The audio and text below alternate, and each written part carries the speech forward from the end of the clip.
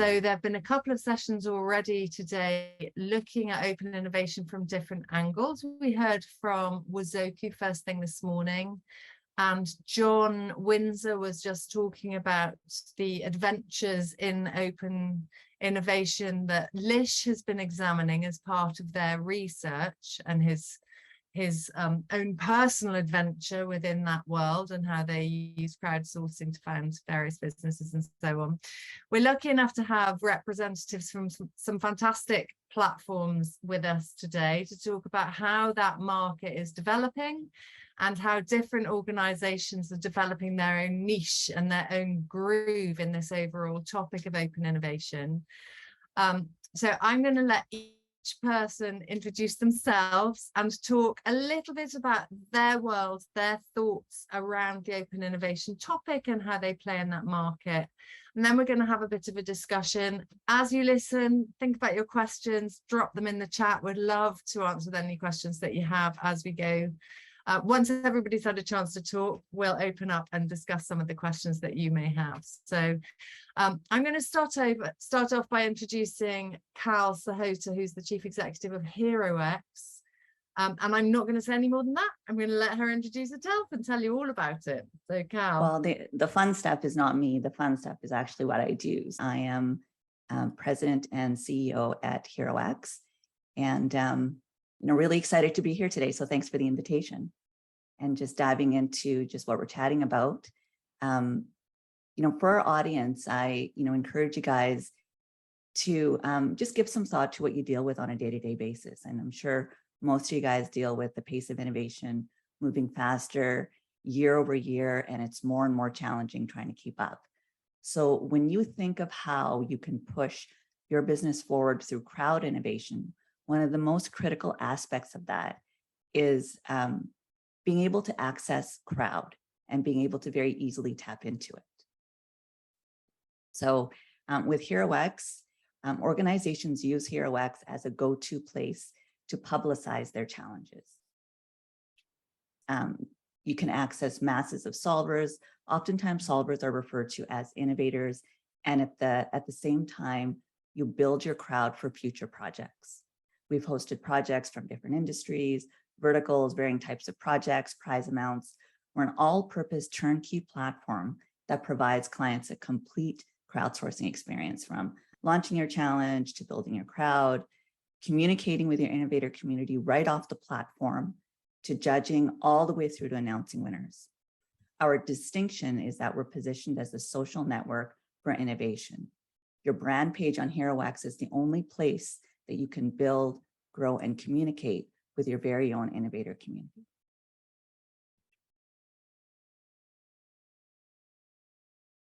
So HeroX is uniquely offers a success fee model as well, which supports the mitigation of business risk. If you don't award a prize, we simply refund you your platform fee. We also have a partners strategy in place, allowing us to integrate in with other platforms, really creating that one-stop shop experience. And lastly, as we shared in the previous slide, at HeroX, you get your own brand page where your community stays with you, a community that you can tap into again and again. So offering a little bit of clarity on what we define as the actual crowd, in broader terms, it's the over 3 billion connected to the World Wide Web. So at HeroX, we truly lean into the essence of crowdsourcing, in that genius and human ingenuity can literally live anywhere. So we didn't want to limit ourselves to a niche crowd. The broader and the more uncredentialized your crowd is, the higher the chances of much more disruptive idea. It removes that curse of knowledge. So currently we're represented in 175 countries with over 195,000 active innovators. Our platform tracks only active and engaged innovators. You actually have to participate in one of our challenges to join the community. Another key point is, and this really speaks to our methodology of growing crowd, on average, 82% of our innovators are new to our challenges. We don't just repurpose the same community. I love this slide. So this was hugely eye-opening for myself when I first came into this space, is that the main driver for innovators is to compete isn't the almighty dollar. So money is actually number 3. very closely tied to number 4, which is having fun, with number 1 coming in at helping society solve important problems. And then the second one is just learning a new skill. Now, why this is important is that when you grow your crowd, understanding what drives them is key. So in fact, it should be top of mind at all times, because in order to drive that traffic, it comes through content creation. So customizing your messaging to really reach your audience ensures the highest level of engagement and success. So stepping back, looking at what makes a really good crowdsourcing project. I mean, this most certainly isn't an exhaustive list, just a couple of points. You know, the best solutions aren't obvious. The crowd wants to feel challenged.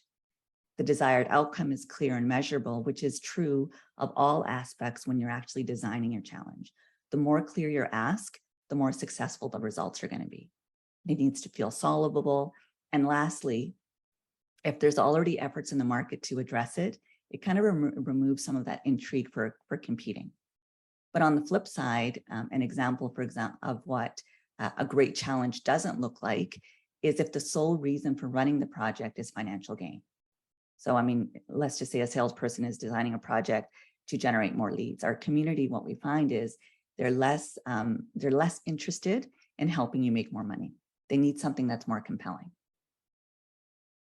Here's an example of one of the projects that we've hosted on our platform. NASA was looking for a new toilet technology for when they go back to the moon for the manned Artemis mission in 2024. This was actually a record-breaking challenge for the number of participants. And referencing back just earlier slides as to why innovators compete, the prize money here, I mean, it was good. It was $30,000, but it certainly wasn't substantive, but it still achieved a record 20,000 registered innovators.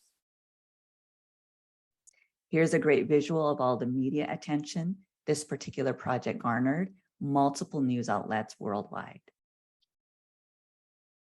Another example, metaverse, the future of the flight challenge. This one really stood out for me. It's a pretty cool challenge. So Airbus is looking for the best ideas for how they can use the metaverse to improve the passenger experience within their cabins. They offered $30,000 to be shared amongst 5 winners. The first prize was awarded to a team from the Netherlands. There were 4 second prize winners. One was from the UK and 2 from the US and 1 from Canada. So you can see the diversity in the geographic locations. Human ingenuity lives everywhere. You really have no idea where your best and most creative ideas live. The other aspect of crowd is that it really democratizes opportunities. It's all about the best solution. It removes all barriers. If you have the idea, you have the best idea, you win. It's just that simple. Crowdsourcing by design levels the playing field for all citizens of the world. The future of work globally is going to continue to fuel the number and diversity of those who actually compete. So in looking at some of the trends in the future of work, it's clear to see that where we're potentially getting that lift, supporting the innovator side of the business. I mean, just speaking to a few of them, the transformation related to technology, artificial intelligence, machine learning, hybrid work from home, flexibility in your work week, and the rise of the gig economy. And this is an interesting one. Recent research from 2022 indicates there's 3 key trends. There's the reshuffling, the reinventing, and the reassessing. The reassessing is pretty simple. People are quitting their jobs because of the demands of their life. Maybe they need to care for their kids or aging parents. These individuals are likely not going to come back to work. The reshuffling, people are quitting and going to different employers and different industries. And as a result, some industries are disproportionately losing talent and others are struggling to attract talent. And we see this on the news probably every day. But the interesting one for our discussion today is the reinventing. Leaving traditional employment, either going to non-traditional work, for example, temp work, gig work, or part-time roles, or starting their own businesses, which may be as a contractor. You know, one of the examples that we do see out there that, you know, contractors, you know, start their own business, and even if they're doing the same work they did when they were employees, as a contractor, you have greater control over the work that you take on and what your day-to-day potentially looks like. So referencing the data on the slide there, workers planning to leave their jobs remains unchanged from 2021 at 40%. That's a pretty sizable number. The workforce discontent is I mean, it's clearly a global phenomenon, but the situation deteriorates further in certain markets. You can see India there on the chart, for example, that's 60%. And you know what would be interesting actually is looking at how this data correlates maybe with the increase in innovators from these geographic locations. Taking us to our final couple of slides, here's just some examples of the powerful partnerships that we forged. Certainly not an exhaustive list, but you can see from the logos, our ecosystem is both robust as well as diverse. And specific to our platform partners, if you opt to use one of the other platforms available, you can still have a challenge card on your HeroX homepage. It'll simply click back through to whatever backend you opted to use. Our focus on HeroX is crowd. Some examples of the clients that we've worked with, you'll see a range of size of organization, varying industries, even government. We have the expertise to support you regardless of the complexity of your problem, prize amount, or industry. So long as your project is socially responsible, ethical, and legal, we're happy to lean in and help. Great. Back over to you, Eleanor. Thank you, Kal. That's really interesting. And I'm sure people are out there thinking, oh, that sounds like something that we could get involved in. And I'm sure they'll have questions as well. But before we get to questions, we're going to hand over to Keaton from MindSumo, who's going to talk a little bit about the MindSumo philosophy and how that has evolved in a slightly different space. So Keaton. So I think that, first off, one thing that I want to mention at the onset of this is there's going to be, if we think of this presentation or this panel as a musical composition, there's going to be a lot of harmonies with what Kal already said. The fact that we are both very passionate about open innovation and running crowdsourcing platforms, naturally, there's a lot that we agree on and a lot that we do, which is similar. But I'm excited to tell you a little bit about the MindSumo story and kind of the unique journey that we've taken in this world of crowdsourcing, and share some of that experience. And so first off, just to give a little bit of introduction to myself. So I'm Keaton Swett. I'm one of the original founders of MindSumo. Led the company up through our recent acquisition by MBO Partners, which I'm sure many of the people listening are familiar with, as they are also involved in all of the proceedings happening this week. But what I want to do is tell you a little bit about how MindSumo got started, what the nexus was for the idea that kind of kicked off our own path for creating MindSumo as an open innovation platform, and share why we think that's meaningful. And so if you go back to when MindSumo began in 2011, and think about kind of the unlimited problems that exist for organizations all over the world, this constant flow of problems that need to be solved, ideas that need to be generated. This was something that I had been thinking about really as a college student for a long time. This idea that there must be a better way to be able to harness an audience or an engaged group of people to be able to mobilize them and tackle these types of problems that are getting faced by these organizations all the time. And interestingly, for me, what really kind of brought it to a head was an experience that I had actually as a student. This is a picture of me as a college student. My hair is a little bit longer back then, but hopefully keeping that same young creativity and excitement for life. But when I was a student, I had the unique and interesting opportunity to participate in a class where, instead of being kind of bogged down in theoretical coursework, in doing homework assignments, reading out of a textbook, we were really able to dive in, full steam ahead with an actual organization around a problem that they were trying to solve. In our case, it was with the Navy SEALs, and we spent an entire semester working with them, kind of ideating, creating strategy around ways that they can improve and increase their recruitment among college students. And that was an incredibly eye-opening experience for me, because it showed me, first off, the skills that I was acquiring as a student, they were valuable. They really could be used by an actual organization to bring value to the things that they were doing. And it also just brought to life how those skills could be applied in a real world setting, as opposed to just being kind of stuck in the theoretical coursework example that I mentioned earlier. And so as I went through this experience as a student, that's what really got the wheels turning to think, is there a way to harness this type of an experience and make that scalable for students all over the world? And so that really is the nexus of MindSumo. And when we think about MindSumo, our kind of unique space within the open innovation realm is trying to harness this power of crowdsourcing and open innovation, specifically with millennial and Gen Z problem solvers. And so when we say millennial and Gen Z, we're talking about anyone from kind of the 18 to mid 30s age range, but we do the vast majority of our sourcing of the community from the university setting. We have partnerships with, at this point, thousands of different universities all over the world. And through those partnerships, we really try to mobilize these younger cohorts when our clients come to us and say, we have a problem that needs to be solved, and we really want to tap into the young community to try to be able to do that. And so a little bit about what that looks like for MindSumo specifically. As far as the community itself, we actually now are approaching 1.2 million registered users on the platform. What's interesting is we started very heavily focused in North America, just being that's where we had started the company. We really wanted to look at the US market. We wanted to look initially at the Canadian market. But since then, about 4 or 5 years ago, the tide has started to turn much more to a global audience. We've seen the highest numbers of new users coming from other geographies outside North America.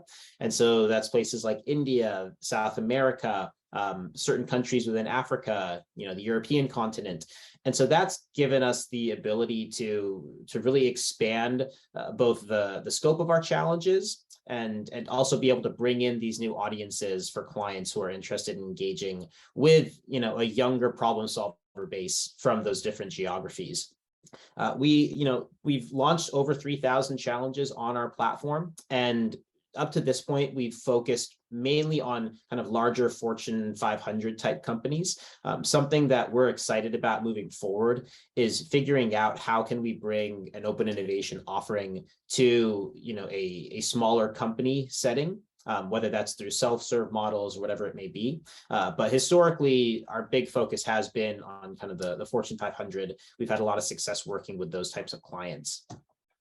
And a question that I get asked all the time is why did you decide to focus on college students? Why was that the original group that you decided to make as the chief problem solvers on the MindSumo platform?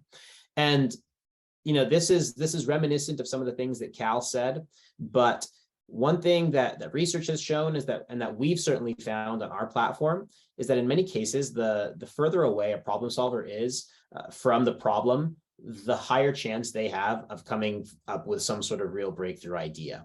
Because the reality is, when you've been in an industry for a long time, there's a lot of expertise and experience that comes with that. But at the same time, it makes you very susceptible to having some of the blinders or some of the biases that can exist just because you've been entrenched in the problem for so long. I think there's real merit and value when it comes to crowdsourcing when we think about the saying of, taking a look at a problem with a fresh set of eyes. The interesting thing about MindSumo is not only are you getting a fresh set of eyes in the sense that many of our problem solvers are younger because they're coming from that university setting, but also they may be coming from a completely different background than the focus of the problem.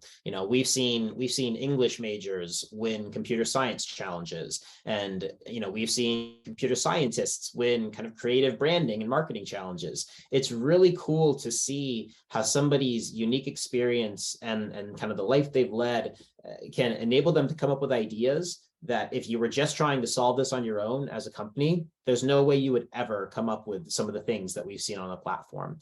And so I think there's, when we think about crowdsourcing as a whole, there's just such such value to what Kal was talking about, the diversity of thought, the diversity of opinions, the different experiences that people are able to bring to the table and the skills that they have, which can really combine to give you the types of solutions and ideas that paint such a bigger picture than if you were just trying to, solve this on your own internally. And so that's something which is, incredibly exciting for me about what I do, is being able to see that play out in real time in the challenges that we run. When we talk about kind of the areas where MindSumo really excels, there are three main buckets where we do most of our work with the challenges that we launch on the platform. We do a lot around, I'll call it consumer insights, but it's kind of mixed with an innovation component. A lot of that is understanding what the beliefs, preferences, and opinions are of these younger demographic cohorts, and then getting their ideas on, how would you do something better? How would you change something? If you could have it your way and design it yourself, what would it look like? We also do a lot just in the very top of the funnel ideation and innovation for the companies that we work with. So this could be future of X. This could be what's something going to look like 10 years, 20 years down the road, where a company doesn't necessarily have an idea of what they want to do, but they want to hear, like, where do consumers think things are going? What could this look like if we were to design a solution for something, far off in the future, and we don't know what it looks like right now.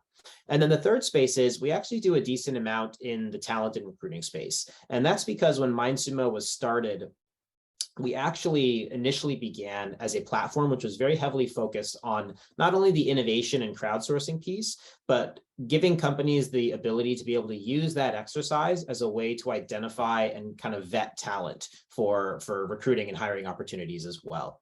MindSumo is a platform where we've seen hundreds of thousands of ideas get sourced, but we've also seen literally thousands of people get placed in jobs, in internships, through the experience that they have on the platform. One of my favorite examples is John Deere Tractors is a client of ours, and they did a challenge which was all around trying to find new designs for a lawnmower blade system that could be removed without the use of a screwdriver. And they had this really smart MIT engineer who decided to put forth an idea. And not only was that person a winner of the challenge, but that engineer ended up being hired by John Deere Tractors. And when we followed up with him after the fact, he said to us, when I started the challenge, I never would have considered John Deere as an employer. It was completely not on my radar screen. But as I started to work on this challenge, and as I started to see the types of things that they needed help with, I saw how my skills very naturally fit those types of projects. And I also started to build a relationship with the people on the John Deere side. And so through that experience of the challenge, instead of going to a career fair, instead of just having interviews, he was really able to see the real world application of his skills through this crowdsourcing experience and how that could continue to have impact. And on the flip side, John Deere was able to get all these awesome ideas and find this, this incredible contributor through the challenge who otherwise never would have been interested in the jobs that they had. And so I think that just shows, tying into this theme of the future of work, how something like crowdsourcing and open innovation can not only bring tremendous creativity and ideas to your company, but it can also be a great way to find talent who's able to continue contributing, if there are opportunities for that, even beyond the challenge itself. And one thing that I want to kind of tie into this with this timeline slide, I mentioned at the beginning, MindSumo in 2020 was actually acquired by MBO Partners. And so we still operate as, as an open innovation platform as part of that other organization. But one thing which is exciting to me when we think about the future of work is that MindSumo, we see ourselves very much as the tip of the spear in terms of helping these companies with a lot of the business problems they face through these open innovation challenges. The reason why we're excited to be part of the MBO Partners community now, since that acquisition has taken place, is because it enables us to then identify the people who companies are really interested in through the challenge, and then have them onboarded compliantly, quickly, and able to keep working with those companies as independents, as freelancers, as contractors. And so it makes it more of a holistic solution where you're able to generate the ideas, the insights, the creative solutions from MindSumo. And then when you find those people that you want to keep working with, through our acquisition of with MBO partners, you're able to continue to do that right from the same platform in a very kind of one-stop shop, holistic manner. And that's something we're really excited about. And really the last thing that I want to focus on, which Kal also mentioned very eloquently, is the idea that crowdsourcing just makes a meritocracy of ideas and opportunities for all those who are involved. We focus, as I mentioned, very much on the student market. And something which is so cool for us to see is these students from, little colleges or, colleges that you would have never heard of, who are winning these challenges up against, people from MIT, Stanford, Harvard, the best universities in the world, because this is a venue for them where they can demonstrate their credibility, their creativity, the fact that they can share the same types of skills as these top students at top universities. If you have a great idea, and if you're able to articulate that well and inject some creativity into what you're working on, it doesn't matter where you come from. It doesn't matter what your background is. It doesn't matter what your pedigree says. Anyone is able to contribute with as much value as someone else. And so that's what I love about crowdsourcing and open innovation, is it really sets this level playing field for whoever wants to participate. And we've seen so many great examples of that happen on our platform, to the point where many of our clients have told us we've actually changed up our recruiting practices and started sending recruiters to other universities that we never would have considered because of the great ideas that we've seen through challenges we've launched on the MindSumo platform. And so, it's definitely an honor for me to kind of be part of this growing open innovation community, seeing the changes that are happening worldwide because of some of these platforms that exist. And we at MindSumo are really happy to be kind of part of that growing experience, and look forward to continuing to contribute in the future, hopefully for many years to come. And so I'll stop there and turn it back over to you, Eleanor. Thank you. And I'd just like to mention that my favorite challenge currently on the MindSumo platform is the one for coming up with the best flavor of seasonal sausage, which I'm just wishing I was the right demographic. I may suggest to my children that they enter that one because it looks excellent. Okay, so Tanveer, moving on from sausages to innovation within the context of a service provider, would you like to talk a bit about UST in case people have never heard of it, and Waggle, and how that fits into your overall service proposition, and how that sits alongside these open innovation communities? Yeah, let's do that, right? And I think first of all, Keaton, Kal, that was quite impressive, and I'll tie in some of my conversations back to some of the things that you said. So first, thank you for that. Lovely being here. My name is Tanveer. I head up innovation for the UK and EMEA portfolio at UST. We're a global digital transformation services company, which really means that across the globe, across Fortune 500 and Global 1000 clients, we help them from everything around innovation. And I've been in the company for about 10 years, so I've had a number of different roles across the org, and I've actually seen that innovation, what I would initially term as innovation that was more focused on a problem here and a problem there, to today where you're connecting a problem that a client has to a solution that was built 5 years ago, or you're connecting problems in two entire different industries together because, hey, you knew that collaboration could work. So that's kind of the role that I'm playing right now. And so Kal and Keaton both spoke about open innovation, and it was quite interesting for me to hear from the other side. I think open, and I think Eleanor, you would agree to this. Open innovation has so many different definitions of what it means, and I think I've got a slightly different take on it. I think from our point of view and what UST delivers as innovation for our clients, open innovation is bringing together that curated set of partners, startups, crowdsourcing partners, academia, research papers out there together in a room or for a certain amount of time to come up with a solution. And that's really worked wonders for us. So think of what a hackathon, if a hackathon was for a 2-day event, think what you could have done over a over a few more sprints, but getting all the right people in the same room. So, and it's really interesting. So I was at a hackathon about 2 months ago, and they had this stream called a year's worth of work in a week. And I love that concept. So that's kind of how I would define open innovation for me today. It's a year's worth of work, doing it with multiple parties who typically don't come together at the right time, and bringing them together and becoming that catalyst. And on that journey, we discovered that there was a need for a platform to tie all of this together. So you needed the ability to communicate, you needed the ability to nail down ideas, you needed the ability to convert those ideas and think of brainstorming sessions behind it, you needed the whiteboard, you needed so many of these different things together.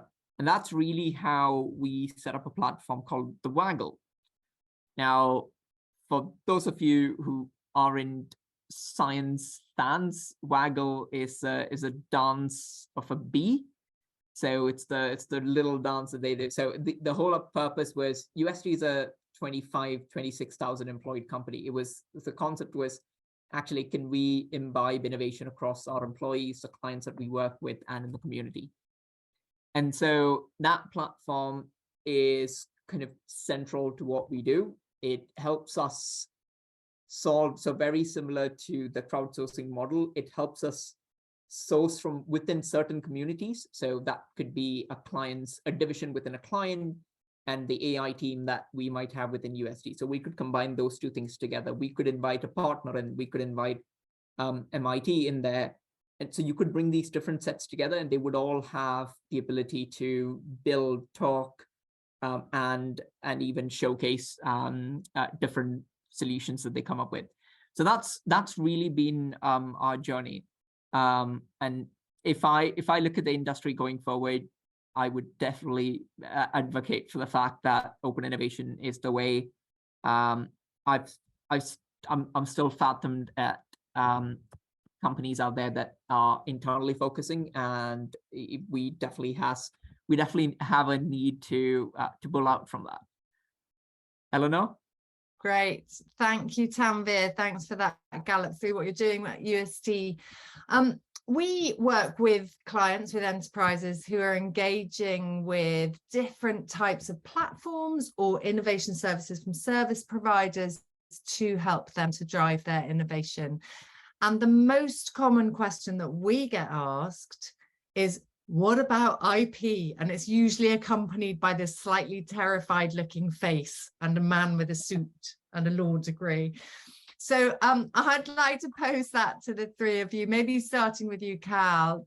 What's your experience of nerves around IP, and how can you put people's nerves at rest? Well, you kind of said it perfectly. That's typically one of the first questions that we also see come up is, what is IP? How is all that going to work? And and I'm sure each of both Keaton and Tanveer address it in different ways, but with HeroX, the way we've addressed it and kind of mitigated some of these questions is we've built it into our process.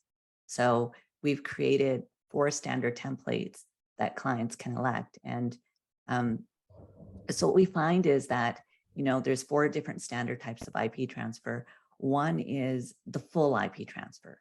And I actually don't think we've had an example of that, at least not on the HeroX platform. So that's one. Another one is open source, and that's oftentimes used in data science challenges. So that's really common there. Another one is, and this we use occasionally, is the innovator keeps all of the IP. And an example of where this would work is if a client is just looking for really high level ideas, so they're not fully baked, or they're seeking companies with established IP, where the next step might be to simply engage with a company outside of the challenge. So that's one. But I'd say probably 90% of our challenges is shared IP.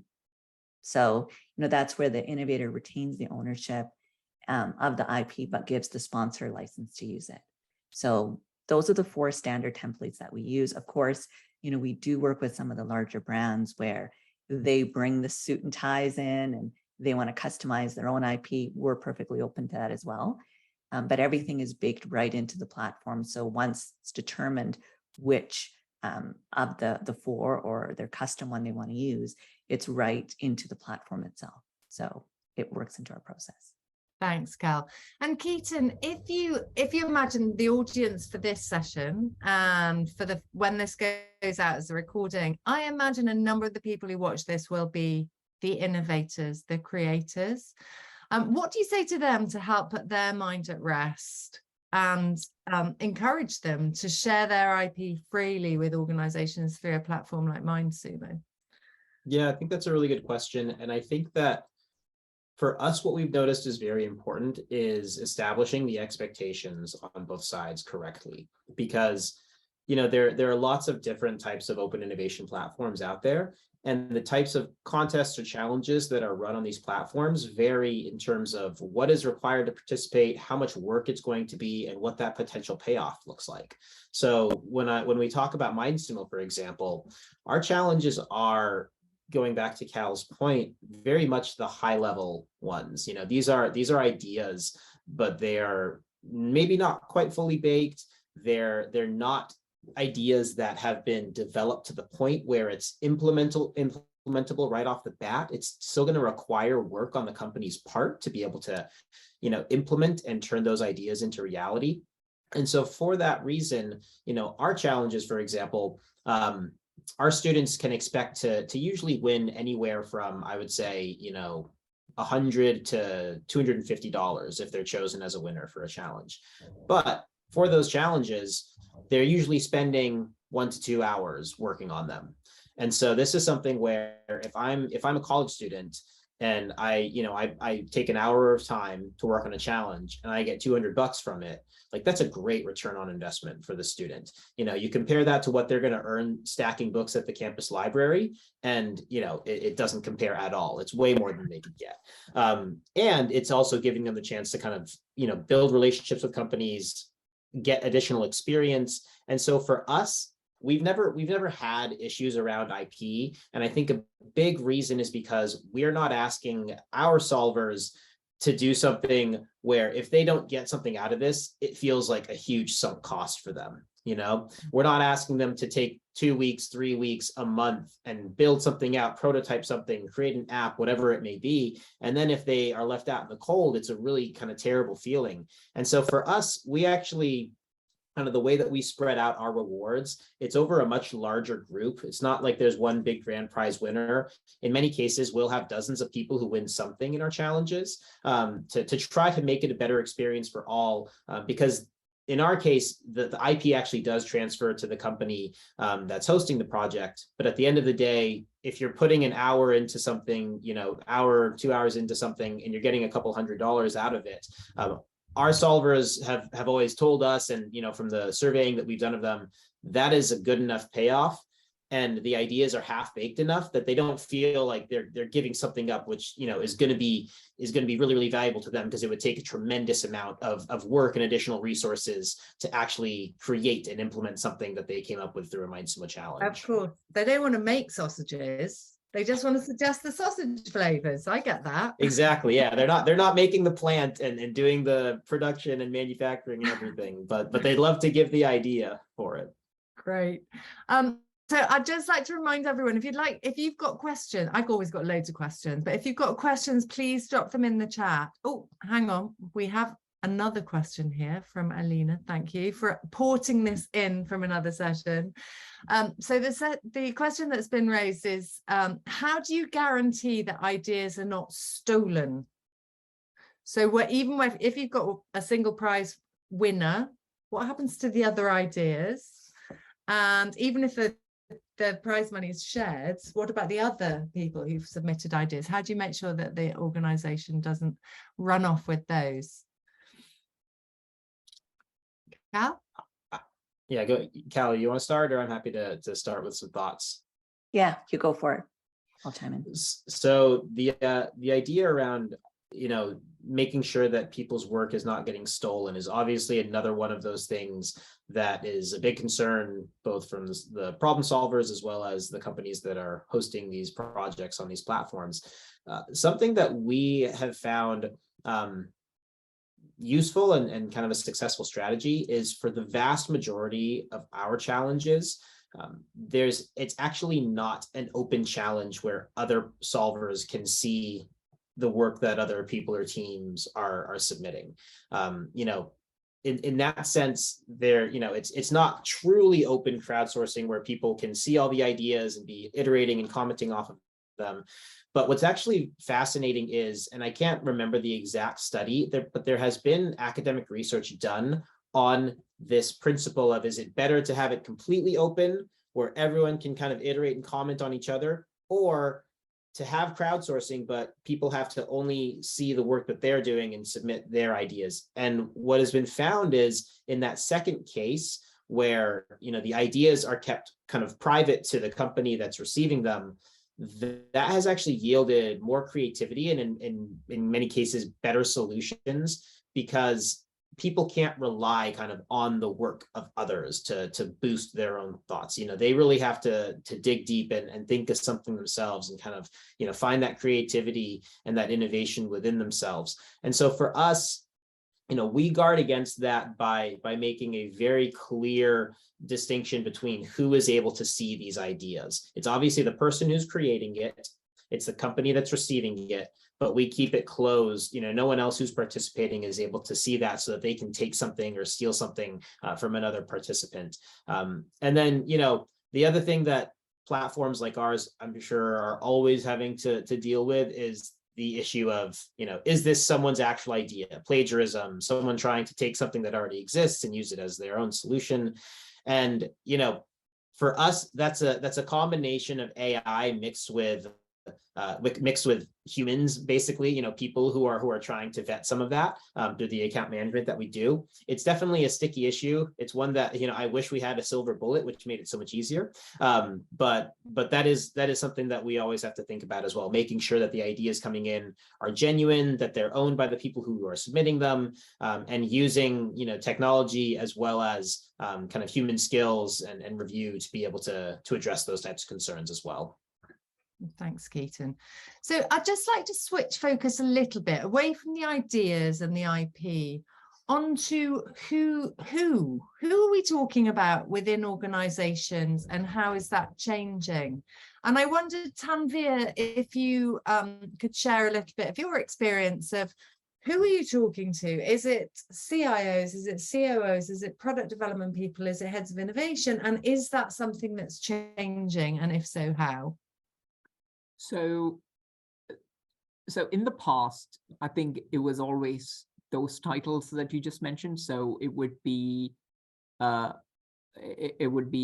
chief innovation officer, a head of a particular department within tech who had this kind of problem. But more and more, we're seeing that the kind of problem originators, as we like to call them, are coming more from across the business. So today, innovation isn't just a tech problem. It's sometimes spans, tech policy. It can even span how we interact on a day-to-day basis. So I think the originator of that problem is also kind of expanding from that point of view. So, for example, Eleanor, we've spoken about deepfakes as an example. I think those are very much a personal issue for people, individuals as human beings, versus it being a company-wide problem as an example. So yeah. So I definitely say those are the kind of evolutions that I'm seeing, that it's becoming more personal. And more specific. How about you, Kal? What do you see over in HeroX? Yeah, just building on Tanveer, what you just shared there, interestingly enough, we attended an in-person event for the first time in 3 years. And we went to Future Festival in Toronto, great innovation conference. And same conference we went to 3 years ago versus now, the difference in the titles that we see was really noticeable. So we hosted a couple of workshops, and we just, invited everybody to go around the room and just say, what's your title? What's your name? And what company are you from? Both the types of clients or the types of organizations, as well as the titles, we heard the word innovation in so many of the titles. And that's just not something we saw 3 years ago. So it's almost like a temperature check on the front lines kind of where things are moving. I mean, we're really at the tip of the spear. And I mean, when I got into this space over 7 years ago, people will get onto calls and say, crowdfunding, crowdsourcing, what's the distinction? Whereas now those questions no longer exist. So I think it's the types of questions that we got also when we were at that workshop was really, rewarding, because not only do you see the new titles that are showing up, but the types of questions. Before they were just broader, tell us what you do. Now it's more like, like we just talked about the IP. How does IP work? Another big question that we got, which the fact that the roles are changing for me is a temperature check that there's buy-in from the leadership. Because with that buy-in from leadership, the organizational chart, the types of roles that are there are shifting naturally. That being said, I still think there's work to be done there, because one of the common questions we would get is, okay, can you show me how to now socialize this with, my manager or my VP, et cetera. And I would argue probably oftentimes they probably want budget approval. So they want to be able to say, I need to spend this money. How am I going to do that? And without the buy-in, it's challenging. So I think there's lots of movement within innovation and the changing roles, but there's certainly work that's to be done. But I definitely felt at that conference that, it is definitely starting to move. How interesting. So Eleanor, do you mind if I jump in with a quick thought on that as well? Keaton, yeah. So I agree completely with Kal. When you look at kind of the people who are interested in open innovation now compared to 3-4 years ago, there's definitely been a shift in both awareness, understanding of the value, and new titles coming in. One thing that I just wanted to add, which I think kind of dovetails some of the things that Kal was saying, is, for us, for a long time, MindSumo, we would make our entry point not necessarily where we wanted to. It was with someone lower down the totem pole who thought it was really awesome and maybe had a little bit of budget and they wanted to try it. But I agree, it's been a little bit of a struggle to get that high level executive buy-in, to be able to go into the top and make it more of a strategic decision, as opposed to, we want to try this out and see how it is. And then based on the results, we can kind of go out from there. I think one of the reasons why it is important just for the open innovation industry to try to get to those higher level executives and get that type of approval is because, when you think about open innovation, when you think about running an open innovation contest or challenge, what always kills me is organizations who say, we're going to do this. We're going to kind of put all of our eggs into this one basket that we're going to try out. And then if we get exactly what we want, then to us, that's a demonstration that, oh, we shouldn't do this anymore. It's not worth it. And then they stop. That's the completely wrong approach to take when it comes to open innovation, in my opinion, because I think in order for anything to be successful, there needs to be a process of iteration, learning, improving. And what we've noticed, certainly with our clients, is it's the ones who make the investment to say, we're going to do this, a lot for an extended period of time. We're going to launch a bunch of challenges. They're the ones who every single kind of new step in that process, they get better at it. They get better. They learn the way they create their challenges is better. They're able to identify the types of outputs that they want more. And, it's those companies that are able to implement open innovation as a strategic part of their kind of holistic innovation plan, as opposed to, this is something we're going to try now. We're going to try to plug this hole with this. And if it doesn't work, to us, that's a demonstration that it's not worth our time. I've seen that too many times with organizations. And I think that's the exact wrong approach. It needs to be, we're building this as a long-term part of our innovation strategy. We're going to do it a lot. It's going to be iterative. And when companies take that type of an approach, that's when they're really going to see the benefits and the values from open innovation, as opposed to this, one-off, two-off, we're trying to plug a hole with this. That's where the outputs and the results are not going to be as beneficial for them. Yeah. So what I'm hearing you say is this is a strategic tool. It's not necessarily a tactical, like thumb in the dike type measure. It's an opportunity to really use something in a much more strategic way. Great. So we've got a question here, which is how can freelancers or freelance communities help accelerate the adoption of open innovation? Who would like to take that? I'm happy to give it a first go. So I think there are two disruptions that are happening in the market. I think one is definitely around employees, employee retention, and where I as an employee see myself in that whole equation. So the freelance marketplace is something that kind of helps in that transitionary period that we're all going through right now. And then the second one is the availability of a remote talent. It's incredibly difficult for a company to go open up a brand new office in a brand new location and hire someone from there.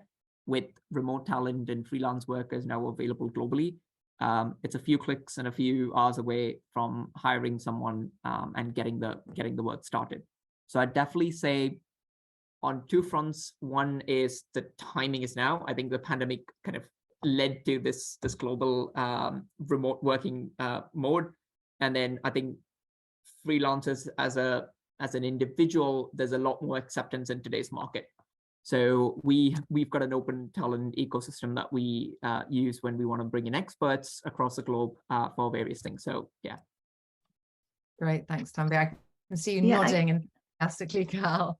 Yeah, no, and I well said, Tanveer. And just to kind of add to what you're sharing there, I think it is definitely the future of work. I think that what we found is, I think that was already moving in that direction, but I would offer probably the pandemic has really fueled that far more than before. And I think there's a lot of, subjectivity as to why that's true.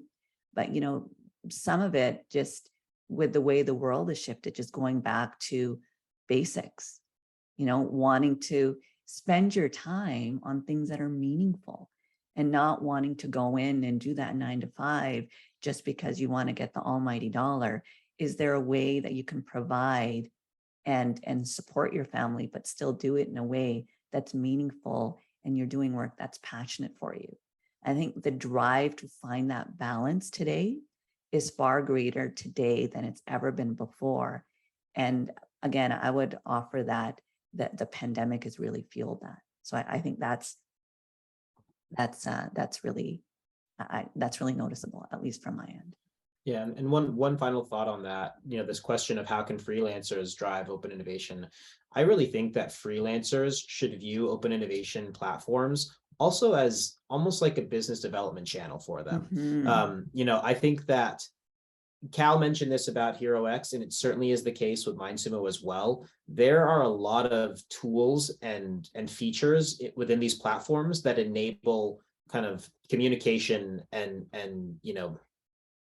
connection between the problem solvers and the companies that are launching these challenges. And so if you are a talented freelancer and you have free time to work on open innovation challenges, that's going to be a way for you to get your skills and get your work product out in front of these companies that are launching, projects and challenges and contests on these different platforms. And every time you do that and every time you impress, that can be a great way for you to make a connection, which could turn into, a longer term project or a bigger kind of SOW focused project, outside of that open innovation experience. And so viewing it as not only a tool, which is helping you kind of, create new ideas, sharpen your skills, but also make those connections and build your own pipeline of business. I think that's a really great approach that freelancers can take. And if you look, I've done a little bit of looking into this myself, but I know that there are a lot of very, very successful solvers on multiple platforms that, they're not just exclusive to one platform. They do this on all the different platforms and they're able to get success from all of them and also get other opportunities through the companies that they work with through the open innovation projects that they compete in. So that's one thought I thought was worth sharing. Yeah, I think the ecosystem is so rich now. There's just so much there. There's so much work to be done. And if you can very easily self-select the areas that you want to lean into, and to Keaton's point, is you're almost creating yourself a resume of the work that you've done that you can then take and showcase and say, here's all of the areas that my talent has, been utilized, and these are some of the prizes that I've won, etc. Even just the participation in some of the challenges alone oftentimes speaks to that ability to be able to showcase that talent. Indeed. And just a final thought from the Open Assembly point of view. So we work with enterprises who want to use this. It's really hard for a company. It's really hard for a company to change the way it thinks about anything. If anyone's ever had to adopt a new expenses system, the simplest thing in the world, you know how hard that is. Changing the way you think about innovation, which is at the heartbeat of a business, is super, super hard. If you are a freelancer working with these open innovation communities, you know more about how to do that than so many enterprises who are striving to adopt this. And so that's another opportunity for you, is to work with those companies and help them find out about MindSumo, find out about HeroX, find out about organizations like UST that have got innovation built into their model, and engage with those platforms as a way of accessing you as a solver and a whole community, a whole world of ideas out there. So that's just a little idea from me. I know it's not all about me, but I can't help it.